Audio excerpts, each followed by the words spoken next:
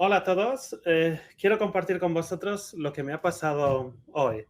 Ayer fui a la oficina y me actualizaron el laptop en el momento que se conectó con el resto de la oficina.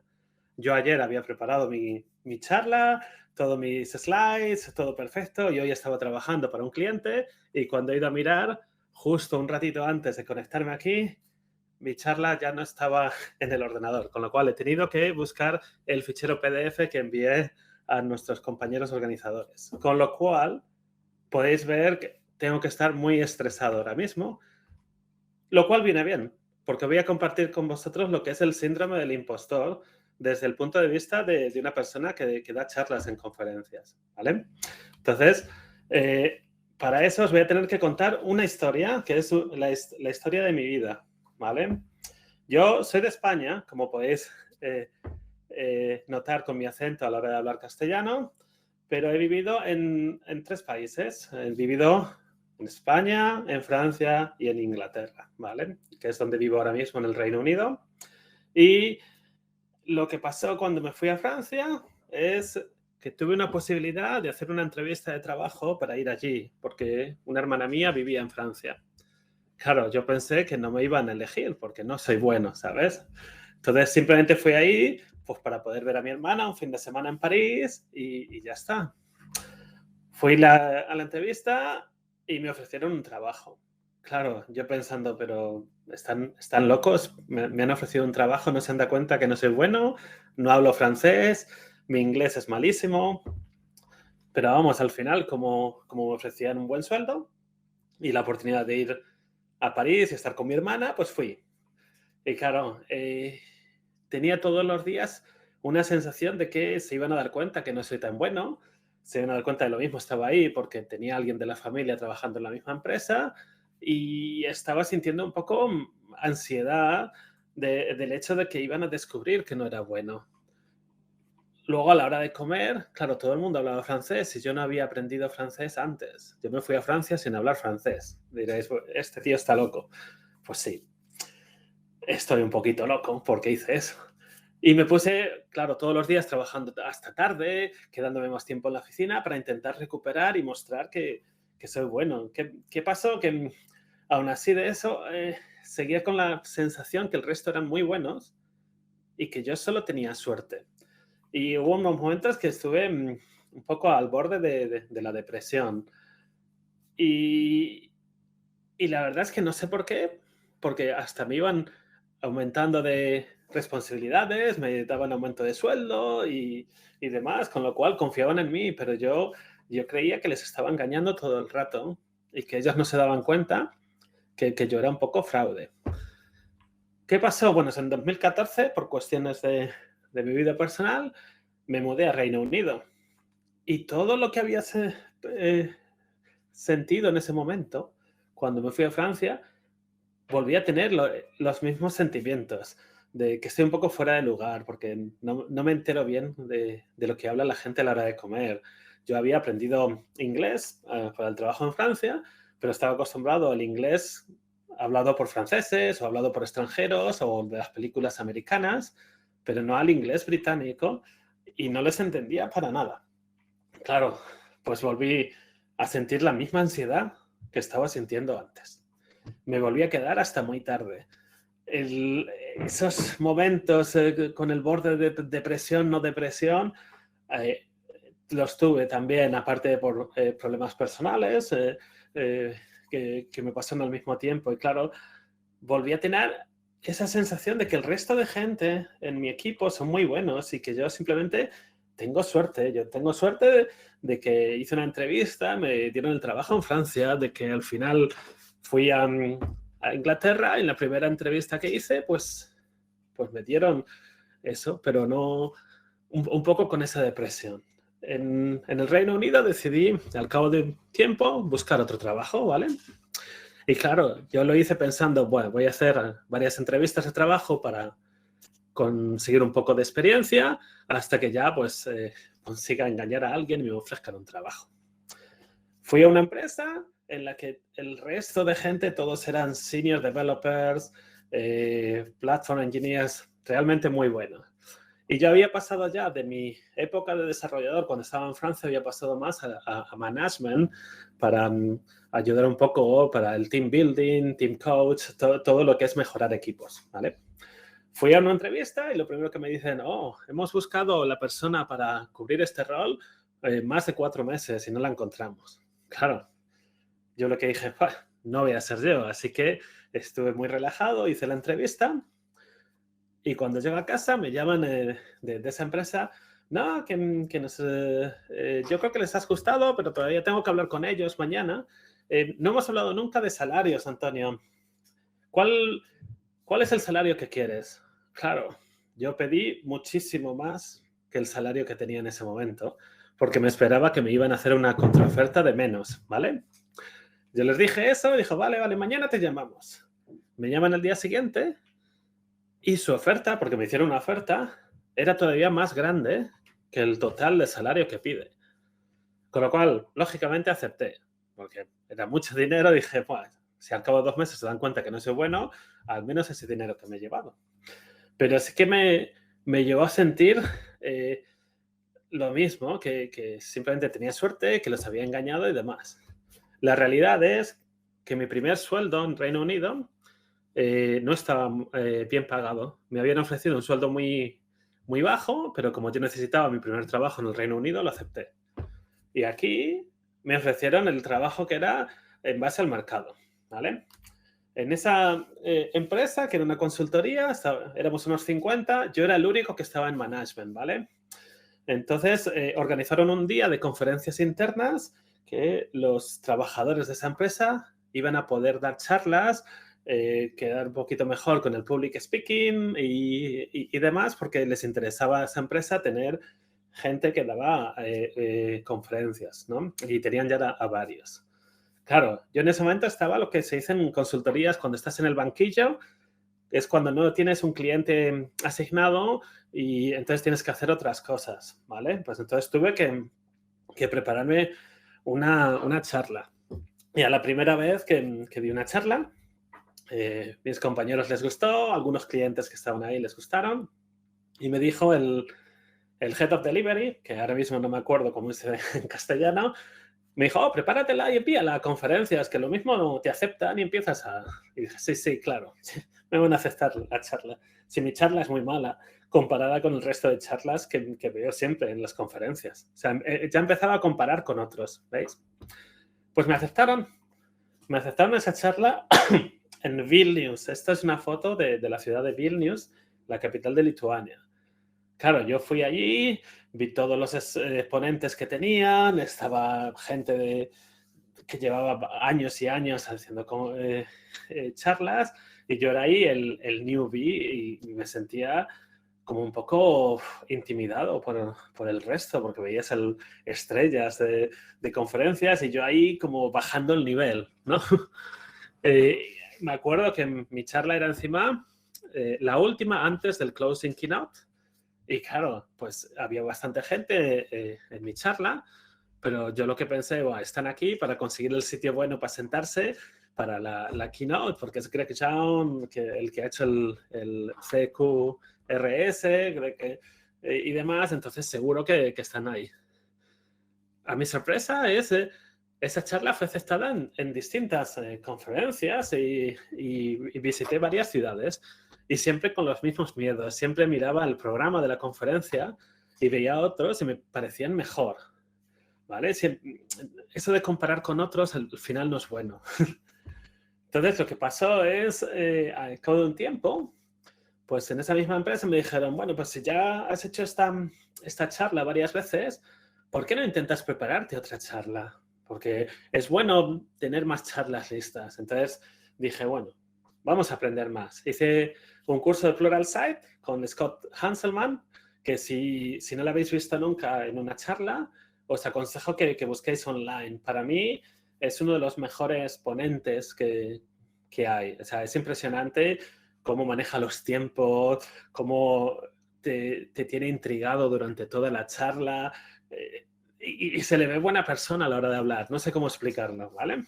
Y un compañero de esa empresa me dijo, tú sabes, con las nuevas charlas, yo no creo la charla entera, lo que hago es creo el resumen y el título que se envía a los comités de programas y yo envío las ideas. Que las acepta una conferencia, entonces creo la charla. Que no las aceptan, pues no creo la charla y eso que me ahorro. Un poco como el MVP de Agile, ¿no? Haces tu producto mínimo y lo vendes a conferencias y si le aceptan, entonces lo das. Pues yo hice eso. Y con un poco de mi sorpresa, que aceptaron una conferencia muy grande en Grecia, aceptaron mi charla y con un mensaje que decían pues que les había gustado y que era de los mejores que habían puesto para el Program Committee. Claro, yo no había creado esa charla y estaba acojonado. Estaba realmente súper nervioso, con ansiedad de nuevo y encima ahí veis la foto de Scott Hanselman. Él era el keynote de esa charla, de esa conferencia. Yo con una charla que no había creado y él ahí. Todo eso que estaba sintiendo era el síndrome del impostor. Y la verdad es que me ayudó mucho hablar con otro compañero de conferencias que me dijo, porque me vio muy nervioso y él ya había dado varias charlas y estuve hablando un poco con él. Y me dijo, no te preocupes, mira, esto es un hecho. Tú enviaste tu charla igual que hice yo y el comité de programa piensa que es buena.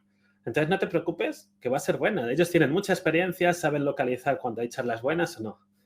Y la verdad es que esa charla pues me salió muy bien y estoy muy contento, pero siempre me he sentido como un fraude en todas las conferencias porque comparaba con otros y el resto eran muy buenos. Entonces cuando descubrí que todo eso es parte del síndrome del impostor y en tu trabajo normal, si alguna vez te has comparado con miembros de tu equipo y te has sentido como un fraude o que tú eres el que baja el nivel, o si alguna vez has sentido que no mereces tu ascenso laboral o que te ofrecen una subida de sueldo y crees que no la mereces porque los otros son mejores, ¿te suenan de algo esas preguntas? ¿No? O cuando tienes un éxito y dudas, no, pero lo podría haber hecho mucho mejor, no sé por qué la gente dice que he hecho un buen trabajo, ¿no?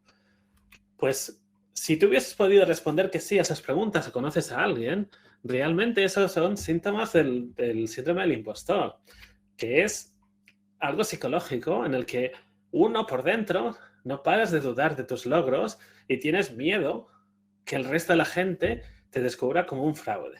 Estás tan focalizado en pensar que no eres bueno que tienes miedo que el resto se dé cuenta que no eres bueno. Y entonces, ese es el sentimiento. Una de las cosas para todos vosotros es que no estamos solos en el mundo. Es muy común. El 70% de las personas lo han sufrido al menos una vez. Y lo puedes sufrir muchas veces.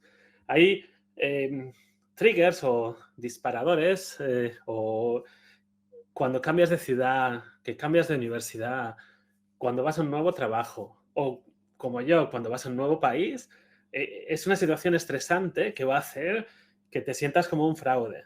Porque lo mismo si vas a un nuevo país, no, tienen la cuota de inmigrantes y por eso me han dado el trabajo para figurar. Pasa muchísimo más todavía cuando eres de un género o etnia subrepresentada en el trabajo. Entonces, para nosotros, los que trabajamos en IT, pasa mucho pues, con mujeres, pasa mucho con gente de minorías que se creen a veces que están ahí para la cuota y no porque son muy buenos. Y realmente son muy buenos, ¿vale? Entonces, algunas cosas que te pueden recordar el síndrome del impostor. Pues cuando tienes miedo de pedir ayuda o te da vergüenza, o cuando no puedes comenzar un proyecto personal porque no sabes cómo comenzar, y entonces haces la procrastinación. Es igual para los speakers. No puedo comenzar una charla nueva porque no sé cómo comenzarla y entonces me da miedo comenzar mi charla nueva, entonces no creo la charla nueva. Es un poco la pescadilla que se muerde de la cola. No sé si decís esa expresión allí en Colombia. Cuando buscas validación de otras personas en tu trabajo o cuando eres un ponente, que no paras de mirar pues los comentarios de las personas que han atendido de tu charla. Y el problema de eso es que a veces estás tan convencido que eres un fraude que solo miras los comentarios negativos e ignoras todo lo positivo. Puede ser en tus revisiones en el trabajo o cuando eres un speaker, un ponente, pues dice, muy buena charla, muy buena charla. No, no, no, no, mira, dice que hablaba muy deprisa, ¿ves? Lo sabía yo que soy muy malo y que hablaba muy deprisa. Frases que podéis oír con vuestros compañeros. Es, el llevo codificando más de 20 años, mi código es bueno, no hace falta que nadie lo revise. O, ¿de verdad quieres que pongamos esto open source? Pero, ¿qué pasa si encuentran bugs? Bueno, lo peor sería que no lo hagas open source y que tú no encuentres esos bugs tampoco, ¿verdad? O la típica que la he hecho muchas veces, ya, iré a casa más tarde, déjame terminar esto. Y estaba haciendo eso todos los días en Francia y muchos días aquí en Reino Unido. ¿Te suena familiar? ¿Te ha pasado eso? Porque a mí me sigue pasando a veces. Yo es lo que llamo un poco los 4 jinetes del apocalipsis del síndrome del impostor. El dudar de uno mismo, el perfeccionismo, miedo al fracaso y la ansiedad, ¿vale? Es muy importante que reconozcáis síntomas de esto. El dudar de uno mismo es cuando siempre te sientes mal porque nunca sabrás lo suficiente y al final pues no paras de intentar asistir a cursos o más trainings, certifications para convencerte a ti mismo que eres bueno, pero aún así sigues haciendo más y más simplemente porque quieres tener muchas líneas más en tu currículum. El que te sientes tan presionado porque crees que eres un fraude, que trabajas mucho más duro y durante mucho más tiempo para demostrar que eres bueno. Esto es un poco la imagen del impostor syndrome, ¿vale? Es en la izquierda, el circulito chiquitito es lo que yo sé y lo que creo que los demás saben. Y la realidad es en la derecha, todos sabemos algunas cosas y el resto sabe otras y entre todos nos complementamos. Y probablemente el resto de gente de tu equipo, muchos de ellos sufran el síndrome del impostor, ¿vale? Entonces, perfeccionismo. La gente cree que ser perfeccionista es una buena cosa, ¿vale? Una cosa buena. Pues en algunos momentos sí, pero cuando te obsesionas tanto en que todo tenga que ser 100% perfecto el 100% de las veces, no es buena. Cuando te pones metas muy altas para ti mismo, y claro, como son imposibles, porque las has puesto muy alta, te vienes abajo cuando no lo consigues. Cuando te ascienden a team lead, a jefe de equipo, y no delegas, porque si no, no va a ser perfecto, lo necesito hacer yo todo el rato. Y esa sensación cuando, oh, muy bien el trabajo, lo has hecho muy bien, y dices, no, pero lo podría haber hecho mejor. Nos pasa igual a los que damos charlas. Es cuando la gente te da un feedback bueno y dices, mi charla podría haber sido todavía mucho mejor. ¿Por qué dicen que lo he hecho bien? Ese sentimiento todo el rato, ¿vale? El perfeccionismo nos hace ver el pensamiento binario del síndrome del impostor. Es algo o es perfecto o está mal. O sea, no vemos todo el valor de escala de grises.